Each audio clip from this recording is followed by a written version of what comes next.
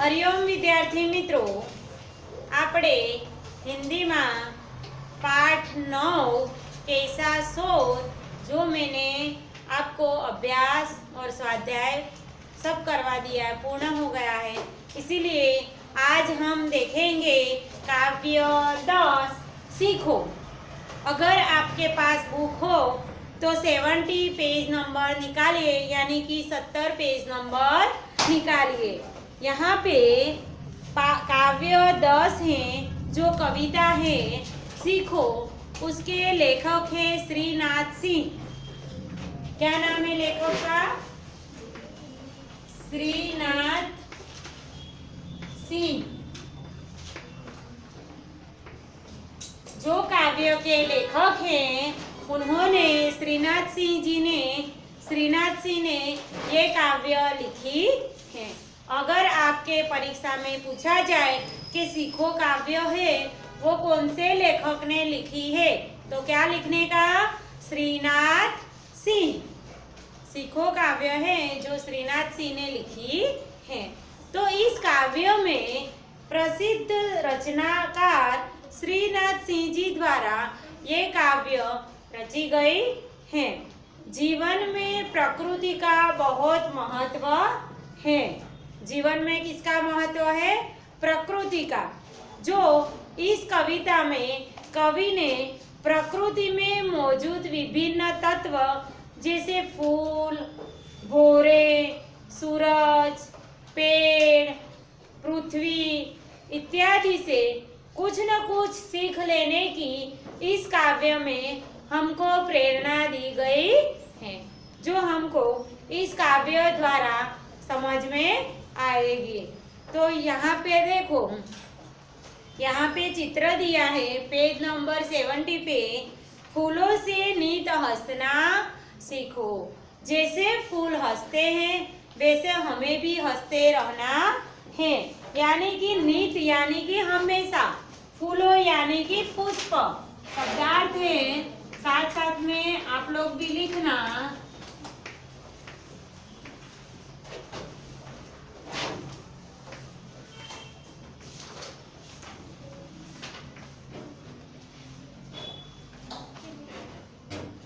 फूलों का अर्थ है पुष्प।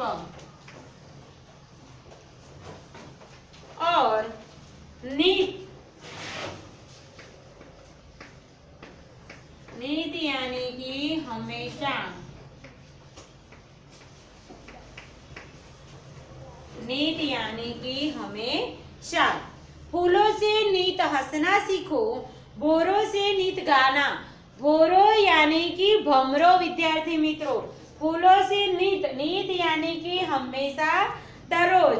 तो फूलों पासेथी हमेशा हंसता રહેવાનું શીખો એવું અહીંયા કવિ કહેવા માંગે છે। ભોરો સે નિત ગાના।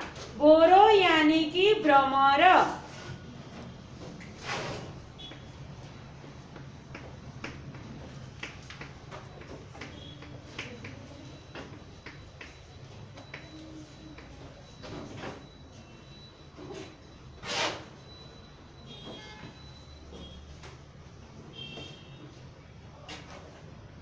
भोरों से नीत गाना। दररोज, नीत यानी कि दररोज, हमेशा એટલે કે ભમરા પાસેથી હંમેશા ગાતા રહેવાનું શીખવાનું અહીંયા કવિ કહે છે। ફૂલો સે નીત હસણા શીખો એટલે કે ફૂલથી હંમેશા હસવાનું શીખવાનું કહે છે।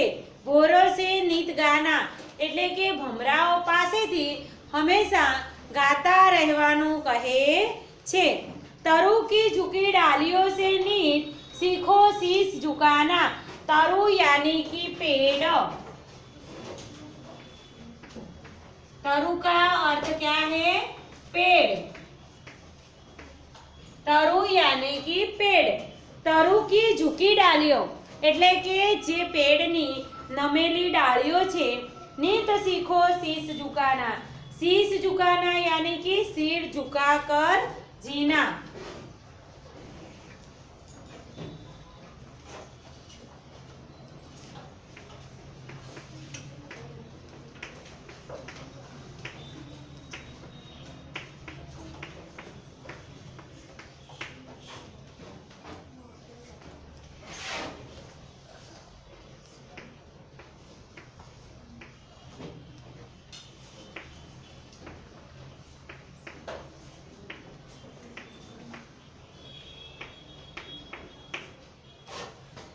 शीश झुकाना यानी कि सिर झुकाकर जीना, यानी कि ये काव्य पंक्ति में फूलों से नित हसना सीखो એટલે કે ફૂલોથી હંમેશા ફૂલોની જેમ હસવાનું શીખો।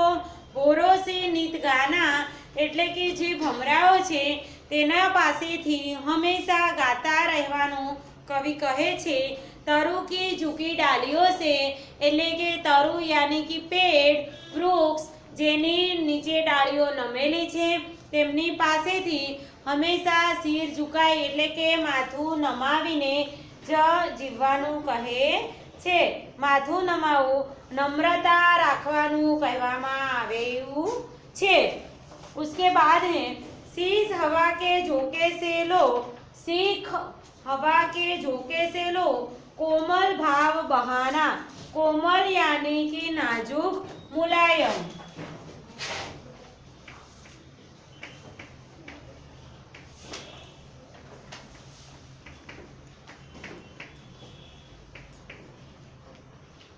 कोमल का अर्थ क्या होता है? नाजुक या मुलायम। तो यहाँ पे हवा के झोंके से लो, कोमल भाव बहाना, दूध तथा पानी से सीखो मिलना और मिलाना। यानी कि પવનોની લહેરોની પાસેથી મનમાં કોમળ ભાવનાઓ વહેવડાવતા શીખો। દૂધ અને પાણી પાસેથી એકબીજામાં ભળવાનું અને ભેળવી દેવાનું શીખો એવું આ કાવ્ય પંક્તિ દ્વારા આપણને શીખવવામાં આવ્યું છે। उसके बाद है सूरज की किरणों से सीखो। सूरज की किरणों से सीखो जगना और जगाना। सूरज की किरणों से सीखो जगना और जगाना। लता और पेड़ों से सीखो सबको गले लगाना।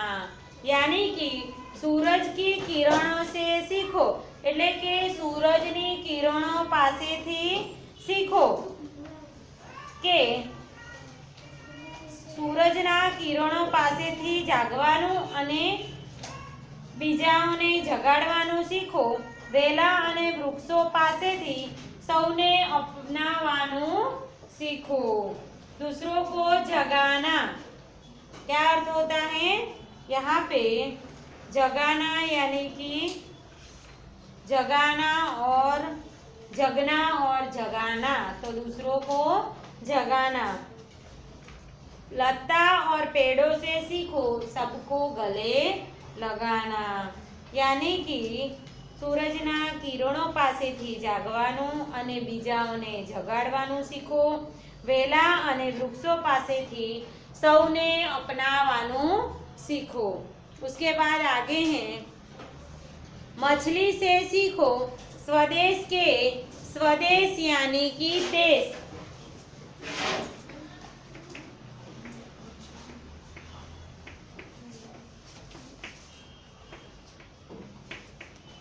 स्वदेश का अर्थ क्या होता है? देश। तो मछली से सीखो स्वदेश के लिए तड़पकर मरना। पतझड़ के पेड़ों से सीखो दुख में धीरज धरना। એટલે કે માછલી પાસેથી પોતાના દેશ માટે તડપી તડપીને મરવાનું શીખો। પાનખરના વૃક્ષો પાસેથી દુઃખમાં ધીરજ રાખવાનું શીખો એવું અહીંયા પંક્તિ દ્વારા કહેવામાં આવે છે। કવિ કહે છે કે માછલી પાસેથી તડપી તડપીને દેશ માટે મરવાનું શીખો। પતઝડ કે પેડો છે એટલે કે જે વૃક્ષોના પાનખરની ઋતુમાં પાંદડા ખરે છે તેમની પાસેથી દુઃખ મેં ધીરજ એટલે કે જ્યારે દુઃખ પડે ત્યારે ધીરજ રાખવાનું અહીં કવિ કહેવા માંગે છે। दीपक से सीखो जितना हो सके अंधेरा भरना। पृथ्वी से सीखो प्राणी की सच्ची सेवा करना। दीपक से सीखो એટલે કે શક્ય હોય તેટલા અંધકારને દૂર કરવાનું તમે દીપક પાસેથી શીખો। પૃથ્વી પાસેથી પ્રાણીઓની સાચી સેવા કરવાનું શીખો એવું કવિ આ પંક્તિ દ્વારા કહેવા માંગે છે। दीपक से सीखो जितना हो सके अंधेरा हरना, हरना यानी कि दूर करना।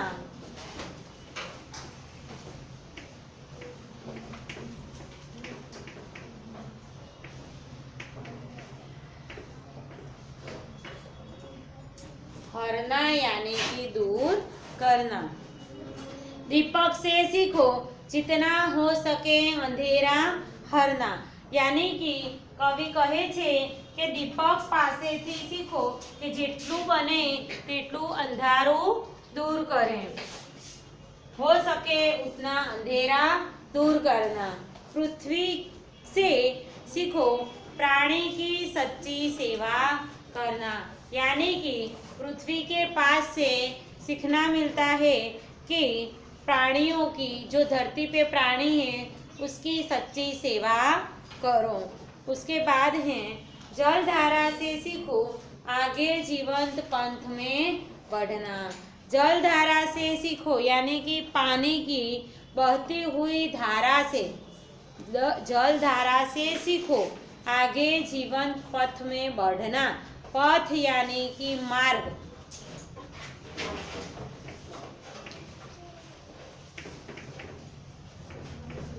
पथ का अर्थ क्या है? मार्ग। पथ यानी कि मार्ग। और धुएं से सीखो हरदम ऊंचे ही पर चढ़ना, यानी कि उन्नति कैसे की जाए ये धुएं से सीखो। तो यहाँ पे कवि कहना चाहते हैं कि पानी की बहती हुई धारा से जीवन के मार्ग में हमेशा आगे बढ़ना सीखो। धुएं से सीखो कि जीवन में हमेशा उन्नति कैसे की जाए, एटले के पाणीनी वहती धारा पासेथी जीवનમાં सदाए आगळ વધવાનું सीखो। धुमाड़ा पासेथी सीखो कि हमेशा ऊंचे ने ऊंचे केवी रीते चढ़वू अने उन्नति केवी रीते करवी ते धुमाड़ा पासेथी सीखवा मळे छे। फिर से एक बार यहाँ पे श्रीनाथ जी कहते हैं कि फूलों से सदा हंसते रहना सीखो। फूलों से सदा हंसते रहना सीखो। भौरों से हमेशा गाते रहना सीखो। पेड़ की झुकी हुई डालिया से हमें सिर झुकाकर यानी कि नम्रता से जीने की सीख यहाँ पे पेड़ द्वारा मिलती है। यहाँ पे पृथ्वी यानी कि धरती अवनी, पृथ्वी का अर्थ क्या होता है? धरती अवनी।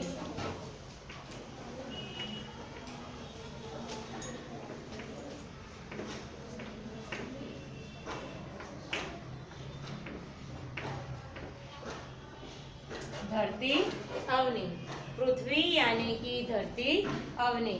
तो यहाँ पे कवि कहते हैं कि हवा के झोंकों से मन में कोमल भाव बहाने की सीख लो। क्या कहते हैं? कि हवा के झोंके से कोमल भाव बहाने की सीख लो। दूध और पानी में जैसे एक दूसरे से मिलने और मिलाने की सीख यहाँ पे दूध से लो। जैसे दूध में पानी डालते हैं तो दूध में पानी मिल जाता है, वैसे ऐसे संबंध बनाओ कि एक दूसरे को मिल जाए, यानी कि एक दूसरे से मिलने और मिलाने देने का सीख यहाँ से दूध और पानी से लेने के लिए कहा है। उसके बाद आगे हैं सूरज की किरणों से सीख जगना और जगाना, लता और पेड़ों से सीख सबको गले लगाना, सबको गले लगाना। तो यहाँ पे गले लगाना जो मुहावरे का अर्थ है प्रेम से भेंटना, गले लगाना यानी कि प्रेम से भेंटना। बाद में मैं आपको लिखवाती हूँ। यहाँ पे सूरज की किरणों से स्वयं जगना और दूसरों को जगाना, और लता और पेड़ों से लता और पेड़ों से सबको गले लगाना सीखो। यह हमें लता और पेड़ों से सीख मिलती है। मछली से सीखो स्वदेश के लिए तड़प कर मरना, यानी कि यहाँ पे अपने देश के लिए तड़प तड़प कर मरना सीखो। पतझड़ की जो ऋतु आती है उस ऋतु में पेड़ों से हमें सीख मिलती है कि हमेशा जब भी कोई हमारे जीवन में आपत्ति या दुख आ जाए तो हमेशा हमें उसमें धीरज धरनी चाहिए, तो उसका परिणाम हमेशा हमको अच्छा मिलता है। तो ये सब सीख हमें पेड़ों, जो पतझड़ की ऋतु आती है पेड़ों से हमें यह सीख लेनी चाहिए, क्योंकि अभी पतझड़ की ऋतु चल रही है, बाद में नए पत्ते भी आए। वो ऋतु चली जाएगी, जब 4 महीने के बाद दूसरी ऋतु आएगी तब नए अंकुर फूटेंगे। तो यहाँ पे पतझड़ जो हो गए हैं पेड़, उससे भी सीखने के लिए कवि ने कहा है। दीपक से सीखो जितना हो सके अंधेरा हरना। हरना यानी कि हरना का अर्थ है दूर करना। तो दीपक से हमें सीख मिलती है कि हमेशा जितना हो सके उतना अंधेरा हमें दूर करना चाहिए। पृथ्वी से यह सीख मिलती है कि प्राणियों की हमेशा हमें सच्ची सेवा करनी चाहिए। उसके बाद है जलधारा से सीखो आगे जीवन में बढ़ना, यानी कि जलधारा पानी की बहती हुई धारा से, पानी की बहती हुई धारा से कैसे आगे बढ़ना है, ये हमें पानी की जलधारा से जीवन में हमें कैसे आगे बढ़ना है, ये हमें जलधारा से सीख मिलती है। जीवन पथ में आगे बढ़ना, पथ यानी कि मार्ग, जीवन में कैसे आगे बढ़ना है ये हमें जलधारा से सीख मिलती है। और धुएं से सीखो हरदम ऊंचाई पर चढ़ना, यानी कि जो धुआं आकाश में ऊपर चढ़ता है, जैसे हरदम यानी कि हर वक्त ऊंचे ही पर चढ़ना। उन्नति कैसे की जाए, यह हमें हमारे जीवन में कैसे आगे बढ़े, ये हमें धुएं से सीख मिलती है। तो यहाँ पे जो सीखो काव्य है श्रीनाथ सिंह जी, ये समझ में आए विद्यार्थी मित्रों। यहाँ पे हर पंक्ति से कुछ न कुछ हमारे जीवन में हमें सीख मिलती है। तो यहाँ पे कुछ शब्दार्थ हैं जो मैंने यहाँ लिखे थे। फूलों यानी कि पुष्प, नीत यानी कि हमेशा, गोरो यानी कि भ्रमर, तरु यानी कि पेड़, कोमल यानी कि नाजुक, शीश झुकाना यानी कि सिर झुकाना, स्वदेश यानी कि देश, हरना यानी कि दूर करना, पथ यानी कि मार्ग, पृथ्वी यानी कि धरती अवनी। उसके बाद थोड़ा मुहावरे के अर्थ हैं जो मैं आप लोगों को लिखवाती हूँ, आप लोग लिखना, ठीक है।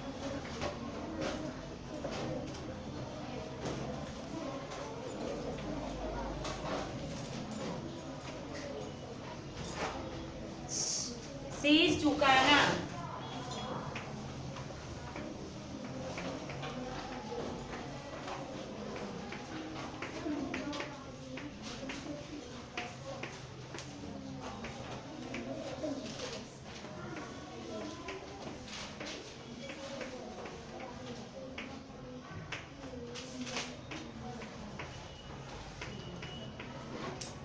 शीश झुकाना का अर्थ है विनम्र होना।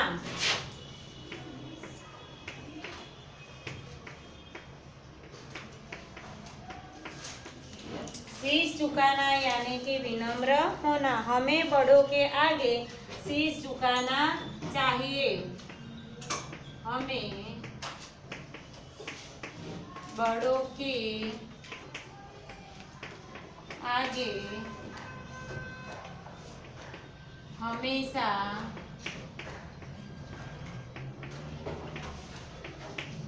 शीश झुकाना चाहिए।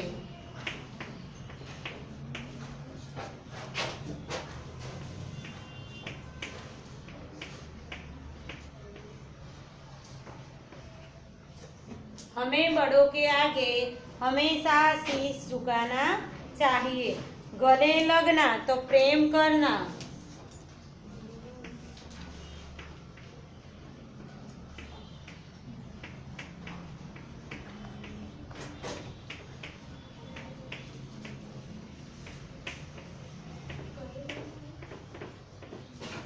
गले लगने का अर्थ है,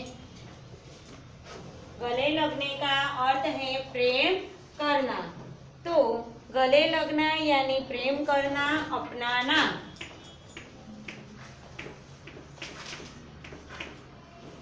गले लगने का अर्थ क्या है? प्रेम करना या अपनाना। तो गांधी जी ने सबको गले लगाया, उसका वाक्य बनाना है तो कैसे बनाएंगे? गांधी जी ने सबको गले लगाया।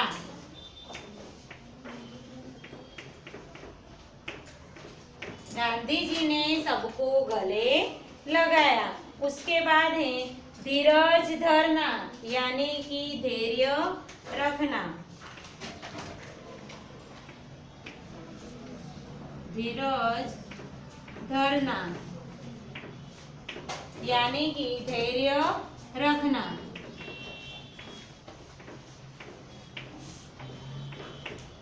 धीरज धरने का अर्थ है धैर्य रखना। तो हमें दुख में धीरज धरना चाहिए। हमें दुख में धीरज धरना चाहिए। क्या करना चाहिए हमें? वाक्य कैसे बनाएंगे? हमें दुख में धीरज धरना चाहिए।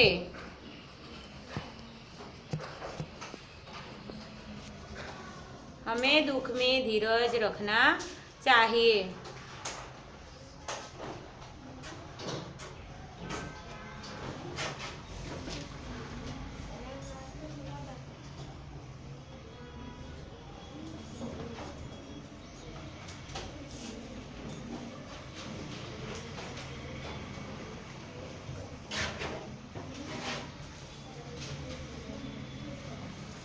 उसके बाद आगे हैं ऊंचे चढ़ना।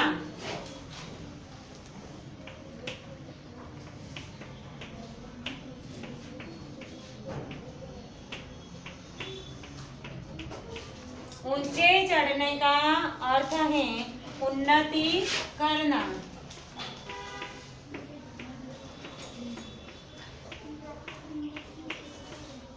ऊंचे चढ़ने का अर्थ है उन्नति करना।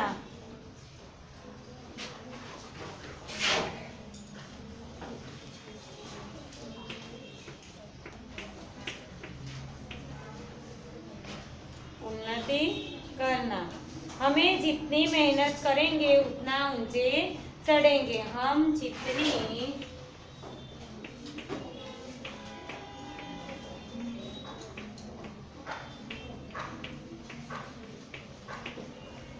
मेहनत करेंगे उतने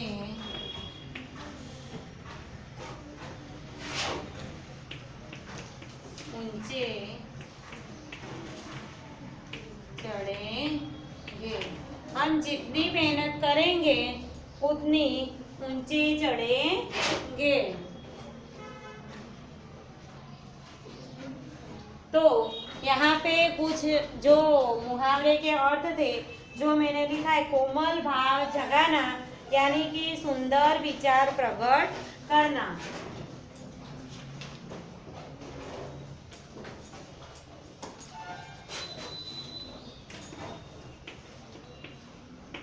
कोमल भाव प्रकट करना। उसका अर्थ क्या होगा? सुंदर विचार प्रकट करना। सुंदर विचार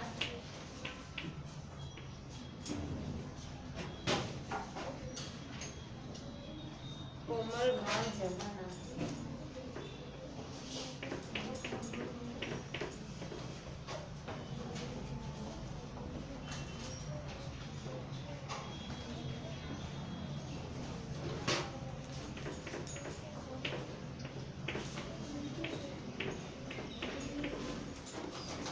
कोमल भाव जगाना उसका अर्थ है विद्यार्थी मित्रों सुंदर विचार प्रकट करना।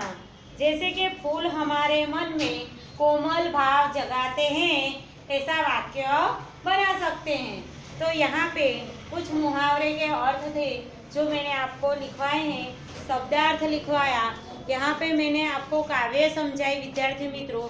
इससे हमें कुछ न कुछ हमारे जीवन में सीख हमें उससे मिलती है, प्रेरणा मिलती है। अब हम आगे देखेंगे अभ्यास और स्वाध्याय। जो आज का लेक्चर यहाँ पे पूर्ण करती हूँ विद्यार्थी मित्रों। जब भी हमारा दूसरा लेक्चर आएगा तब मैं आपको अभ्यास और स्वाध्याय करवाऊंगी। नमस्ते विद्यार्थी मित्रों।